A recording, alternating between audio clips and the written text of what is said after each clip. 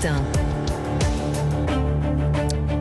Et c'est la suite du Zoom Info sur Europe 1, toujours en direct avec nous ce matin pour évoquer cette campagne présidentielle à gauche avec Charlotte Dornelas de Valeurs Actuelles et Jean-Christophe Gallien, politologue et spécialiste en communication.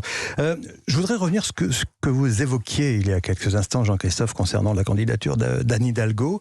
Est-ce qu'elle peut être débranchée, comme on dit assez vulgairement en politique, cette candidature ? Je suis pas sûr que c'est si vulgaire que ça en fait en réalité, parce que je pense que ça correspond réellement à ce que c'est. Quand vous travaillez sur des élections, il y a parfois des décisions qui doivent être prises comme ça, au titre de parti politique ou en tout cas de majorité, qui sont nécessaires parce que manifestement, si vous voulez, dans la trajectoire qui est celle d'Anne Hidalgo pour l'instant, il y a une impasse. Pour le coup, vous parliez d'impasse à gauche. Là, il y a une impasse aujourd'hui. Et c'est même une impasse presque personnelle dans le contexte où elle est.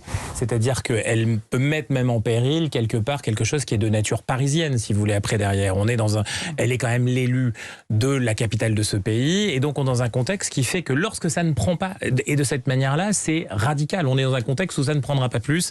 Il y a une nécessité pour elle-même, pour ses équipes, pour le parti qui la soutient, pour l'espace qu'elle voudrait représenter, de retrouver une capacité. On est à 4 mois, certes, ou 4 mois et demi maintenant de l'élection présidentielle, mais il s'agit de survie. Il s'agit de survivre dans un paysage politique qui va embarquer. Encore une fois, il n'y a pas que cette élection présidentielle. Il y a un combo et il y a quelque chose qui vient derrière qui sera au moins aussi important cette fois-ci. Au moins aussi important, voire plus important, celui de la législative ou des législatives qui viendront derrière. Et qui constitueront peut-être la vraie majorité composite, on ne sait pas trop, qui sera à l'œuvre politiquement dans ce pays. Donc, arriver à se dire oui, on débranche, ça veut dire quoi ? Ça veut dire que quelque part, c'est terminé, c'est fini, on bascule dans autre chose. Cette primaire populaire est peut-être une manière habile, sympathique, jolie, très proche de ce qu'on peut imaginer à gauche pour pouvoir le faire tranquillement. Elle s'y est elle-même reliée, semble-t-il, mais il y aura un autre enjeu parce que vous aurez toujours M. Jadot qui sera à côté. Charlotte Dornelas, elle va s'accrocher, Anne Hidalgo ? Ça, je ne sais pas si elle va s'accrocher, je ne sais pas du tout si elle a intérêt à s'accrocher vu le début de cette campagne.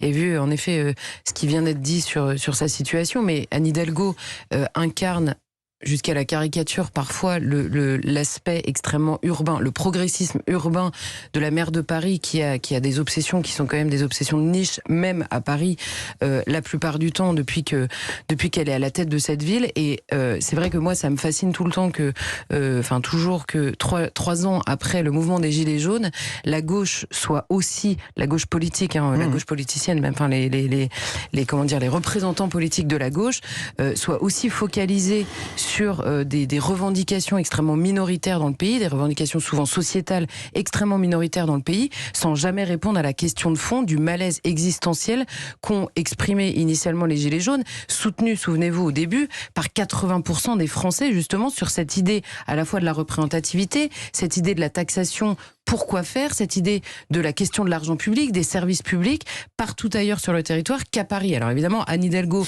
c'est extrêmement compliqué pour elle à la fois de répondre, mais surtout d'incarner une réponse à ce mouvement-là, vu ce qu'elle est politiquement et vu où elle est élue. Mais ça a l'air d'être très compliqué, même plus largement à gauche. On sent des candidats jusqu'à Jean-Luc Mélenchon parfois. J'allais le dire, même Jean-Luc Mélenchon, qui s'était quand même rangé d'une certaine façon aux côtés des Gilets jaunes, n'en a pas véritablement tiré parti. Jean-Luc Mélenchon, la différence peut-être, c'est qu'il a quand même une vision du pays, une vision politique, même une vision économique qui est quand même assez réelle, assez profonde, qu'il est capable de défendre. Mais on voit de plus en plus dans son discours, et c'est peut-être l'énorme différence avec 2017, on sent qu'il court après son score de 2017, mais l'énorme différence, c'est qu'on les sent parfois prisonniers jusque dans leur discours de revendication d'ultra minorités, mais qui sont extrêmement actifs parmi leurs militants. C'est ça le différentiel, moi, qui me saute aux yeux à chaque fois à gauche, et c'est peut-être ça aussi qui fait qu'ailleurs en France, on est assez sceptique sur l'avenir de la gauche. Que peut-il se passer maintenant, une primaire en janvier, à 3 mois du premier tour? Est-ce que c'est bien sérieux, Jean-Christophe Gallien? C'est encore une fois dans un processus on en parlait, on change, on bascule.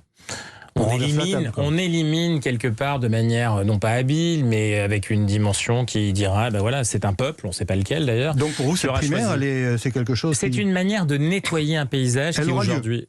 Oui, parce que il y a trop de faisceaux qui montrent, je vous le disais tout à l'heure, qu'il y a des éléments de préparation. Vous parliez de cette France des élus des territoires, des élus socialistes des territoires. Ouais. Oui, eux se sentent plus dans un contexte de représentation. Pourtant, elle avait associé Mme Delga, Johanna Rolland, maire de Nantes, mais elle aussi finalement quelque chose qui ressemble aussi à quelque chose de très parisien. Mais Mme Delga, c'est pas le cas.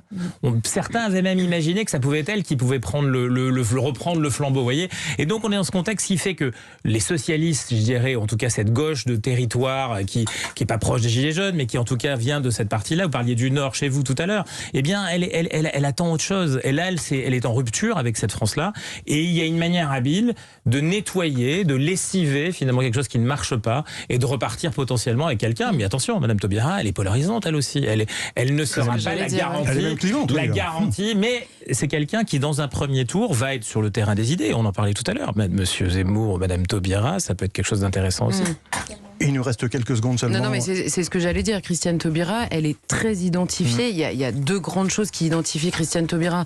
C'est la loi mémorielle, alors qui sur l'esclavage, mais avec tout le discours qui l'accompagne de la part de Madame Taubira, et ensuite, en effet, la loi sur le mariage pour tous, qui sont deux questions qui sont très marquantes à gauche auprès d'un certain électorat, mais qui ne donnent toujours pas une réponse de fond à la population qui était de gauche pendant longtemps, qui aujourd'hui s'est réfugiée soit dans l'abstention, soit très très loin de la gauche, soit chez Marine Le Pen, qui est peut-être tentée aussi par Éric Zemmour. Donc il y a un enjeu énorme.